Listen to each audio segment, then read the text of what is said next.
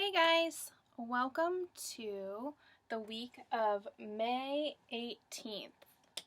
Okay, today is Monday, May 18th, 2020. The weather has been really awesome lately, so I am going to change this up here. The season is still spring. It is sunny and warm today. It feels awesome. My kids and I already went for a walk. Today is Monday. Yesterday was Sunday. Tomorrow will be Tuesday.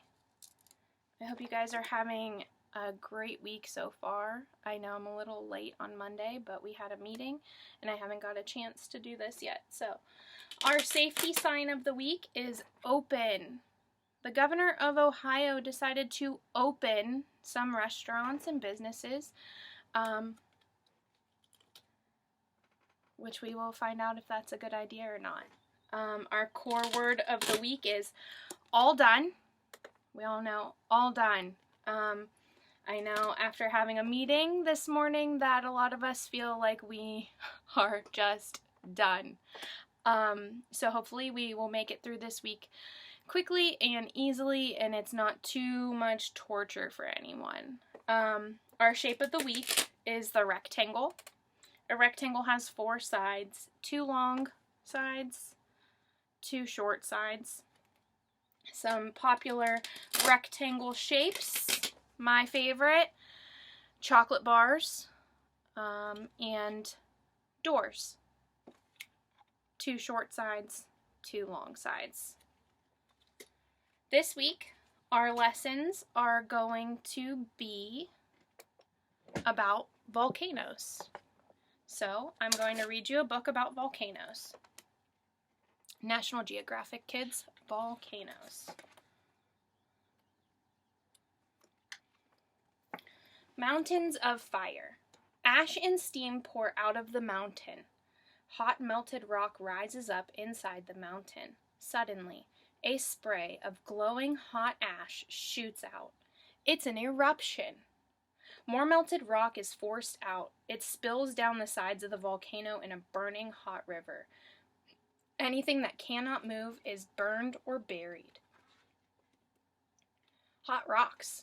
When magma comes out of the earth, it is called lava. The lava hardens. Ash and rock pile up. A volcano is born. Deep beneath the earth's surface, it is hot. Hot enough to melt rock.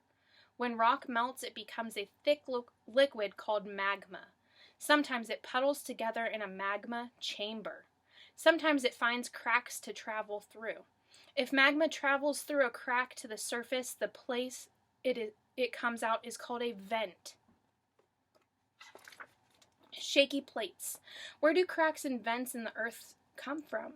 The land we live on is broken into pieces called plates. The plates fit Earth like a puzzle. They are always moving a few inches a year. When plates pull apart or smash together, watch out. An island is born. What happens when 2 plates pull apart? They make a giant crack in the earth. Magma can rise up through these cracks. This even happens underwater. About 60 million years ago, an underwater volcano poured out so much lava it made a new land. A huge island grew right in the middle of the ocean. Lava formed the country of Iceland. About 50 years ago, people saw smoke coming out of the ocean near Iceland. A new island was being born right before their eyes.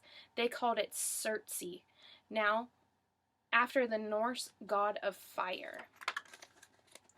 The Ring of Fire. What happens when plates bump into each other? Maybe a mountain will be pushed a little higher. Maybe a volcano will erupt.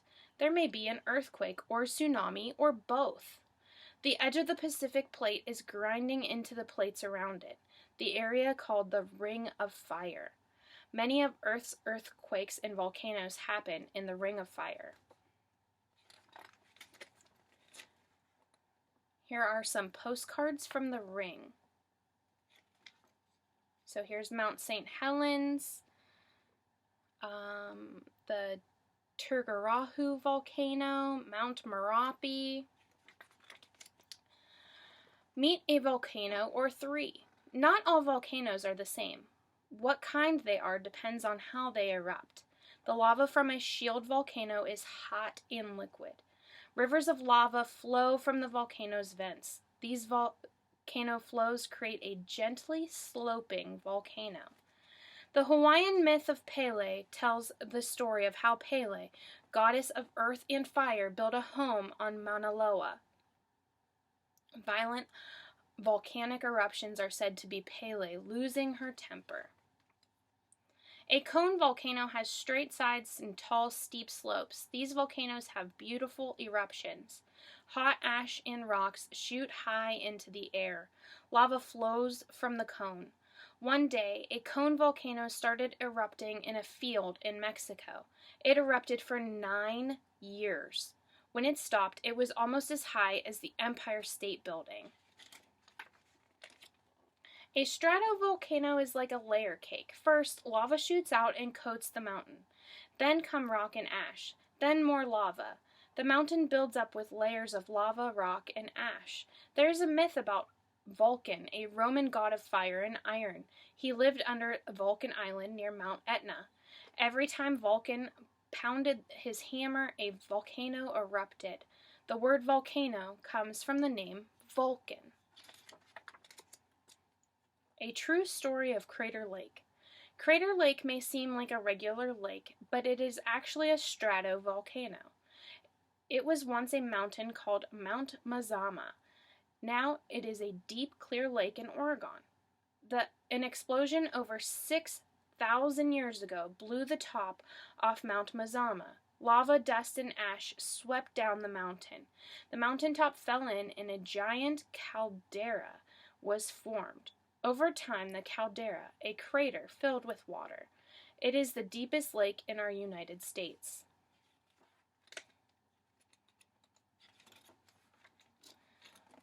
Volcanic record breakers.